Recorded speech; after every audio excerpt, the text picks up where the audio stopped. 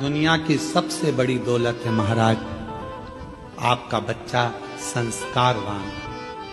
ये दुनिया की दौलत है। बेटा तो है, मालूम पड़े वो अपशब्द कहे तो बेटा किसका। दुनिया की सबसे बड़ी दौलत है आपके बच्चे संस्कारित निकल जाएं, आपका आदर करें, सम्मान करें, सत्कार करें, आप जी लगाकर बात करें, आपको प्रेम से बोलें, चिढ़कर ना बोलें, तो समझ लो कि आपकी जिंदगी सार्थक है। नहीं तो हमने कई घरों में देखा है, हम कई घरों में गए हैं, हमने देखा कि बड़े बड़े अधिकारी जिनके पीछे 8-10 कर्मचारी लगे रहते हैं, सर जी सर जी सर जी करते हैं, और घर पर जब वो अधिकारी पहुंचता है तो उनकी औलाद ही उनसे तमीज से बात नहीं करती। जिसके पीछे नौकर लगे,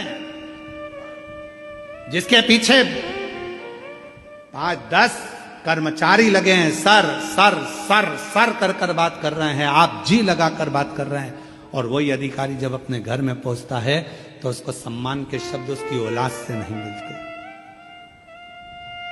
औलाद से तो किस काम का तुम्हारा कमाना और किस काम का तुम्हारा अधिकारी बनना। बच्चों को सबसे जरूरी है संस्कार देना। आज के जमाने में बहुत सी चीजें ऐसी हैं जो जिंदगी में बहुत ध्यान देने वाली बात है। बेटा बेटी में अच्छे संस्कार हो, बच्चों का अच्छी जगह विवाह हो।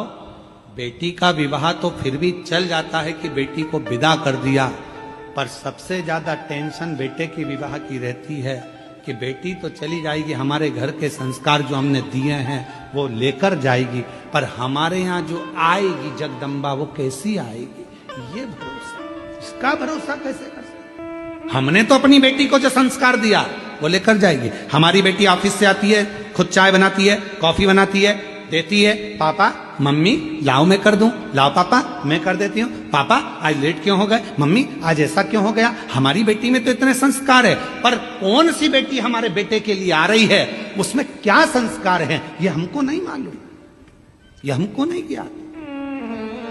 तो फिर गुरुजी हम अपने बेटों को संस्कार क्यों दें, बेटी ना जाने कैसी आएगी। हम अपने बेटे को इसलिए संस्कार दो कि बेटी कैसी भी आए, एक चुंबक होती है जो लोहे को चिपका कर रखती है, तो लोहे में भी एक तत्व आ जाता है चुंबक का, तो वो दूसरे को चिपका लेती है। उसी तरह हमारा बेटा यदि संस्कारित होगा तो बहू कोई भी आएगी तो उसको संस्कारवान बना ही दे। ये उसके अंदर संस्कार है। दुनिया की सबसे बड़ी दौलत है अच्छे संस्कार हमारे बच्चों को मिले, श्रेष्ठता का भाव मिले, हमारे बच्चे सम्मानजनक भाव से प्रणाम करें, नमन करें। और कौन सिखाएगा इनको, अपने को तो सिखाना है। एक माता पिता ने अपने बच्चे से कहा, ऐ सुन शाम को गुरुजी आएंगे प्रणाम करना हो। और बेटा लग गया इधर उधर काम में, गुरुजी आ गए, बेटे को सोफा पे गुरुजी बैठे, तो बच्चे को कहा चल जा प्रणाम कर। माँ ने कहा चल गुरुजी को प्रणाम कर, नहीं कर, गुरुजी को प्रणाम नहीं कर रहा, चल जा कर, नहीं कर। माँ ने 2 थप्पड़ दिया, अपने गुरुजी प्रणाम कर, नहीं कर। पिताजी आए, बेटा गुरुजी प्रणाम करो, नहीं कर। पिताजी ने भी 2 धरके दिए। गुरुजी ने पूछा क्यों मार रहे हो, ये प्रणाम नहीं कर रहा। गुरुजी बोल रहा नहीं कर रहा तो मत करने दो, कम से कम तुम दोनों तो करो। नहीं कर रहा मत करने दो, तुम दोनों तो करो। जैसे ही उस बच्चे के माता पिता ने झुककर प्रणाम करा, इतनी देर में बच्चे ने साष्टांग दंडवत कर दिया। दंडवत। हम सुधरेंगे, युग सुधरेगा। हम बदलेंगे, कब बदलेगा, बोलो बोलो बोलो। जब हम बदलेंगे तो तुम कब बदलोगे, पक्का।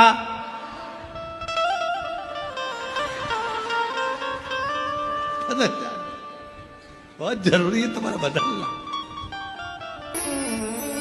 भाई, अपना बदलना बहुत जरूरी है महाराज।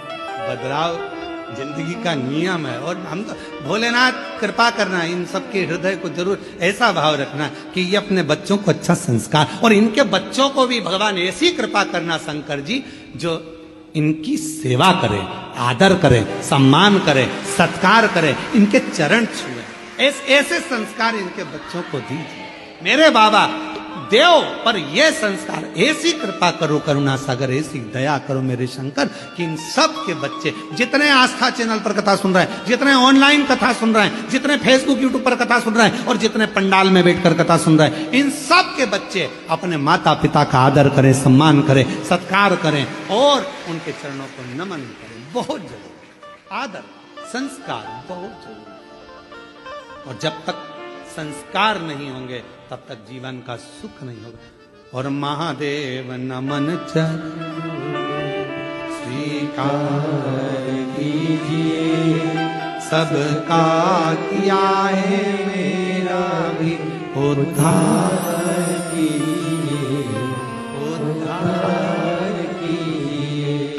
है त्रिपुंडधारी, है त्रिशूलधारी, है त्रिपुंडधारी, है त्रिशूलधारी। कोई हमारा पूर्व का सुख होता है जिसके कारण हमको पवित्र भाव उत्पन्न होता है, कोई पूर्व का नहीं, कोई पूर्व का सुख। लोग कहते हैं कि बच्चों की संगत बुरी है, संगत बुरी है। हम कहते हैं नहीं नहीं, आपके घर के संस्कार अच्छे होंगे तो संगत किसी काम की नहीं है। विभीषण कहां रहता था?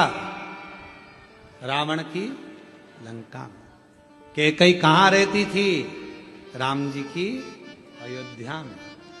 बोलो, कैकई को संगत अगर लगी होती तो कैकई ना सुधरी होती, विभीषण को संगत लगी होती तो विभीषण ना बिगड़ा होता।